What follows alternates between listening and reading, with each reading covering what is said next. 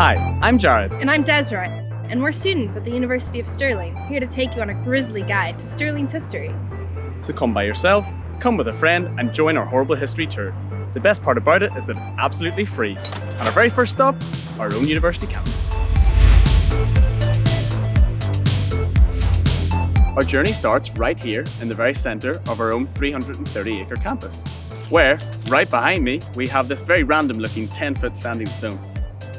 It is thought that the Kenneth the very first king of Scotland, gathered his troops right here in 843.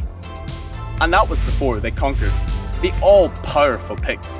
Just after, at the banquet, you'll never believe what happened.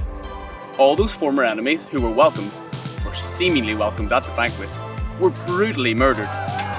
And on that cheery note, we can head to our next location.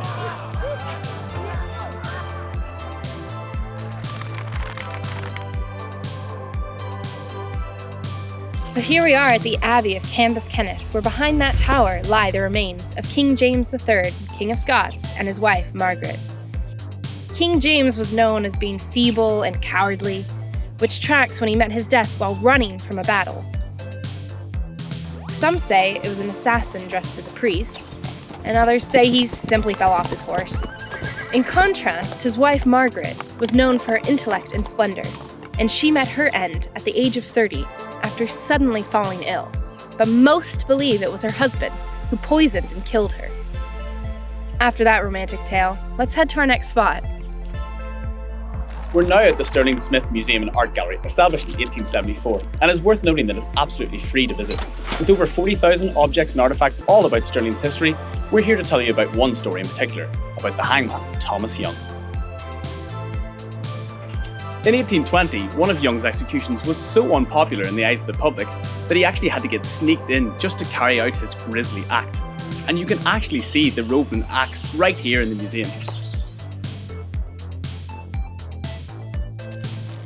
After a short walk up, we've made it now to Heading Hill, where we overlook the last view that many people ever saw, such as the Duke of Albany and his family, who owned most of this land and were executed right here on that rock, overlooking their home. Once the executions were moved downtown Stirling near Tollbooth, the last man executed there was an 84-year-old man named Alan Mair, who had starved, then beat his elderly wife to death with his very own cane. While so old, he had to be carried in a chair to his own execution. He once again proved he should not be underestimated, when as he was being hung, he had freed his hands and protected his neck, so the poor hangman had to drag his body down to ensure that he took his very last breath. So this is where we end our tour.